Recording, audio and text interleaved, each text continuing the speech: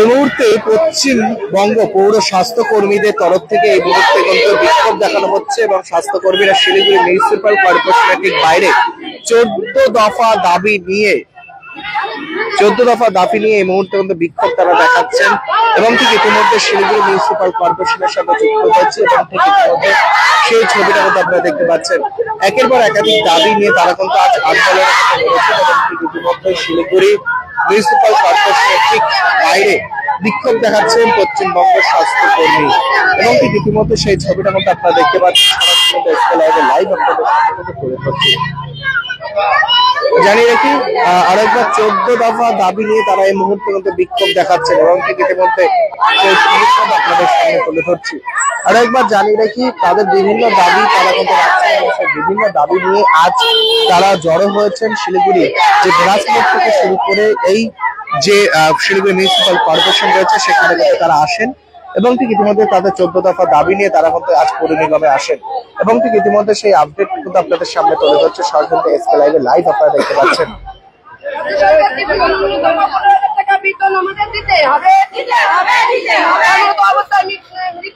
পরিবারকে 5 লক্ষ টাকা অনুদান দিতে হবে।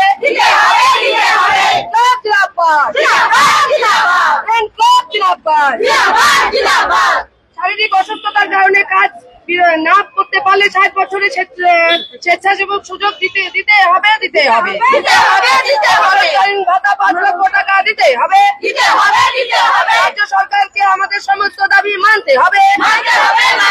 ন্যূনতম 15,000 টাকা বেতন দিতে হবে। আরেকবার জানিয়ে রাখি এই মুহূর্তে দেখতে পাচ্ছেন তাদের 14 দফা দাবি নিয়ে শিলিগুড়ি মিউনিসিপ্যাল কর্পোরেশনের বাইরে তারা বিক্ষোভ দেখাচ্ছেন যে স্বাস্থ্য কর্মীদের একাধিক দাবি রয়েছেন সেই তাদের দাবিকে মেনে নেওয়া হোক এবং সেই দাবি নিয়ে তারা কিন্তু আজ একসাথে জড়ো হয়েছেন এবং ঠিক ইতিমধ্যে সেই ছবিটা কিন্তু আপনাদের সামনে তুলে ধরছি। টাকা ভাগে ভাগে নেওয়া আমরা মানছি না, মানবো না। হয়রানি বন্ধ করতে হবে। হয়রানি বন্ধ করতে হবে। মেলা পরীক্ষা বলে বিভিন্ন ডিউটি কখনো বন্ধ করতে হবে।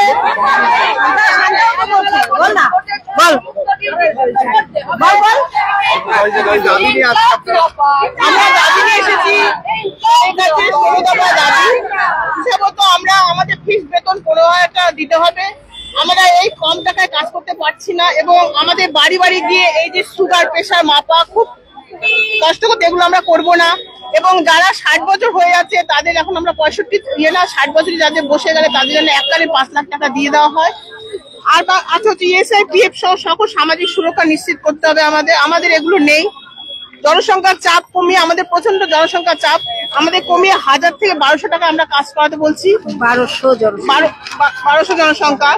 আর ভাগে ভাগে ইনসেন্টিভ আমাদের 20 টাকা 25 টাকা 15 টাকা এইভাবে আমরা সারা মাস করার পর একটা ইনসেন্টিভ ঢোকে। আমরা কিছুই বুঝতে পারছি না কোন মাসে ইনসেন্টিভ দিচ্ছে আর কোন মাসে কি হচ্ছে। এটাকে আমাদের একবারে আমাদের ইনসেন্টিভটা ঢোকানো, তার জন্য আমরা স্যারের কাছে এসেছি। আর হচ্ছে অভিজ্ঞতা ভিত্তিতে আমরা অনেকে আছি পুরনো বা অভিজ্ঞতা যাদের নিয়ে এটা আছে তাদেরকে একটা পদোন্নতির সুযোগ দেওয়া হোক। আর আমাদের সবসময় খেলা মেলা পুজো সবসময় গেটম্যান হিসেবে আমাদের কাজ করানো হয়, কোনো কিছু তার মধ্যে কোনো কিছু নেই, খালি সারাদিন ধরে ডিউটি করে যাও, তার জন্য আমরা কোনো কিছু পাই না। তা সেখান থেকে আমরা আর কাজ করতে পারবো না খেলা মেলাতে, এটাও আমরা দাবি নিচ্ছি স্যারকে।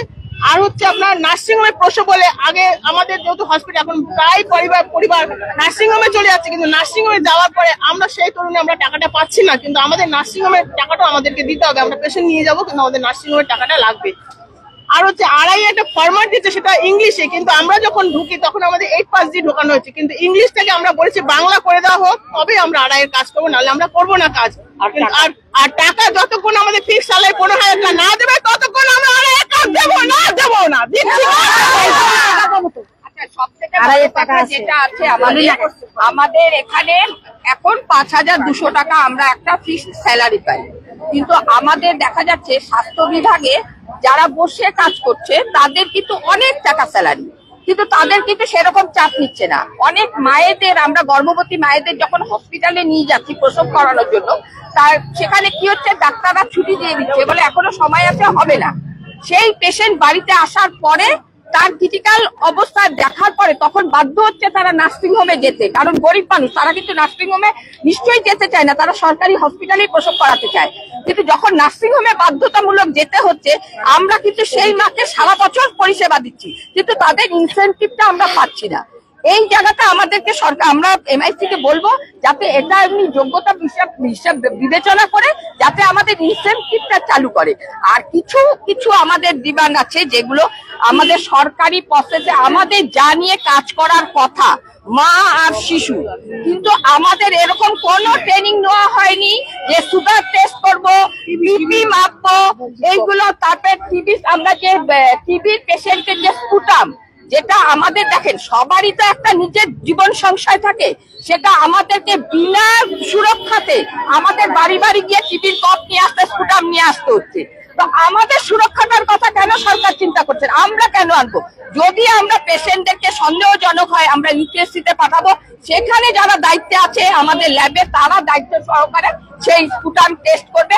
আমাদের দাবি এটাও থাকবে, কারণ আমরা মাঠে ময়দানে কাজ করি বলে এই নয় যে আমাদের জীবনকে সংশয় করে আমরা কোনো কাজ করব।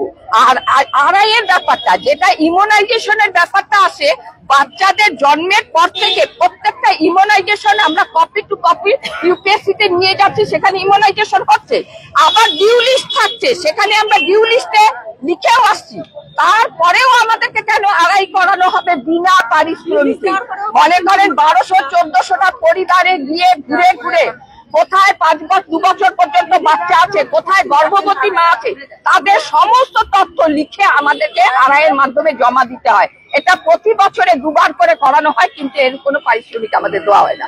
তো আমাদের এইটাও একটা বিশাল দাবি, আড়াই আমরা করব না যদি আমরা পারিশ্রমিক না পাই। আর বাংলায় ফরম্যাট তো করতেই হবে, কারণ ইংরাজি এখন আমরা যদি বাঙালি হয়ে যদি বাংলাকে না গুরুত্ব দিই, তাহলে আর ইংরাজি কেন আমরা করতে যাব? পারলেও কেন করব না, আমাদের বাংলাতেই ফরম্যাট করতে হবে। আর আমাদের যেহেতু 15,000 টাকা ফিক্সড দাবি, আজকে যা দ্রব্যমূল্য বৃদ্ধির জায়গায় আমরা দাঁড়িয়ে আছি, সেখানে এখন ওষুধের দাম দিনের দিন বেড়ে যাচ্ছে। আমাদের এজ হচ্ছে, প্রত্যেকেরই কিছু না কিছু ওষুধপত্র খেতে হয়। তারপরে সংসারের চাপ আছে, ছেলে মেয়েরা পড়াশোনা করে, তাদের জন্যই আজকে আমরা রাস্তায় নেমেছি, বাইরে কাজ করতে গিয়েছি। সেই সংসারকেই যদি আমরা দাঁড়াতে না করাতে পারি, তাহলে এই 5,200 টাকার বিনিময়ে কেন আমরা এত কাজ করবো? এই দাবিগুলোই এমআইসির কাছে আমরা জানাতে এসেছি। উনি যদি সদুত্তর উনার কাছ থেকে পাই তাহলে খুব ভালো। যদি কোনো দাবি আমাদের পূরণ না হয় তাহলে আমরা এর থেকে বৃহত্তর আন্দোলনের পথে যাবো এবং আমরা সম্পূর্ণ রিপোর্ট বয়কট করব। আমাদের কিছু আরো বাকি আছে, যেরকম কোভিড টাকাটা আমাদের 12,000 টাকা ডিউ পড়ে আছে, সেই কোভিড ডিউটি, সেই টাকাও পাচ্ছি না। 20 সালে আমাদের পোলিওর টাকা 750 টাকা এখনো বাকি আছে 20 সালের, ঠিক আছে?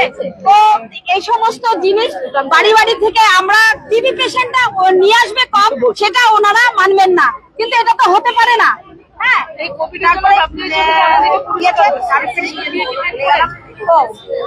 যেটা হ্যাঁ, আমাদের যদি হসপিটাল, মেডিকেল হসপিটাল এ সমস্ত জায়গায় ফার্স্ট টিটি, সেকেন্ড টিটি গর্ভবতীকে নেওয়া হয়, কিন্তু সেটার টাকা আমাদের দেবে না, কারণ ইউপিএসসি তেই নিতে হবে।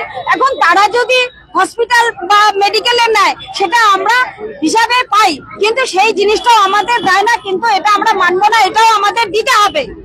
এই সমস্ত নিয়ে আমাদের সব দাবি, যদি এগুলো আমাদের পূরণ না হয় আমরা বৃহত্তর আন্দোলনে যেতে বাধ্য হব। ঠিক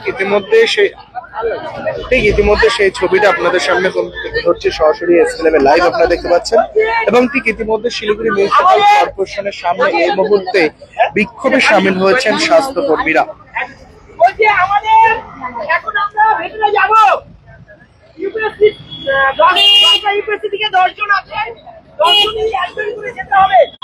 এবং ঠিক ইতিমধ্যে শিলিগুড়ি যে মিউনিসিপাল কর্পোরেশন রয়েছে ঠিক সেখান থেকে সে আপডেট মতো আপনাদের সামনে লাইভের মাধ্যমে তুলে ধরছি, সরাসরি লাইভ আপনারা দেখতে পাচ্ছেন। একাধিক দাবি নিয়ে এই মুহূর্তে কিন্তু শিলিগুড়ি মিউনিসিপাল কর্পোরেশনে তারা কিন্তু জানাবেন এবং ঠিক সেরকমটা কিন্তু জানালেন যে 14 দফা দাবি নিয়ে তারা কিন্তু আজ এই বিক্ষোভে সামিল হয়েছেন। এইভাবেই প্রত্যেকটি আপডেট আপনাদের সামনে তুলে ধরবো, চোখ রাখুন এসকে লাইভে। 6 रुपया में 1 करोड़ 1 करोड़ 6 रुपया केवल 6 रुपया में 1 करोड़ 6 रुपया में 1 करोड़ के 1 करोड़ केवल 6 रुपया में किन्नुहोस् डेढ साप्ताहिक लटरी केवल 6 रुपयामा अनि जित्नुहोस् पहिलो पुरस्कार 1 करोड रुपैयाँ। 6 रुपया में 1 करोड़ 6 रुपया में 6 रुपया डेढ साप्ताहिक लटरी भाग्य बदलीने पाठो। डिजाइन रेडी है सर, आप बताइए हाइट कितना रखना है सर? करो ना मटेरियल फाइनल। सर याद करो जिंदगी में 28 मिनट तो नर्सों ले लेते हैं। होमलैंड में हम सर नहीं खाएंगे, बस घर सजाएंगे। Hassle-free interiors from start to finish. 360-degree management, expert-led designs, delivery in 45 days. Homelane, interiors made easy. Homelane, Siliguri, Selection Furniture, opposite Vega Mall, next to Zudio. Call 7699736111.